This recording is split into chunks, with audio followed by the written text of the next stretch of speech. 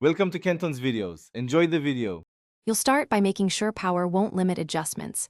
Plug in the laptop or confirm battery above 10%. Once done, open Start, type Power Options, and press Enter so you're in the right control area. Then click Change Plan Settings next to the plan that's active. This directs you to the screen where brightness behavior is controlled. I'm showing you the fastest path so you can change actual brightness, not just a behavior profile. Next, click Change Advanced Power Settings to get precise control. You'll expand the Display section, then Display Brightness, and type numeric values for both on battery and plugged in so you know what each state will show. Make sure to also find Adaptive Brightness and turn it off if present, because that feature can override your manual choices. By setting both values, you prevent unexpected dimming and make sure changes apply across power states. You're almost done.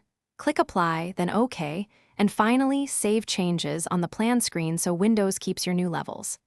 After that, verify with your keyboard brightness keys or the Intel/AMD control panel because some drivers override Windows settings.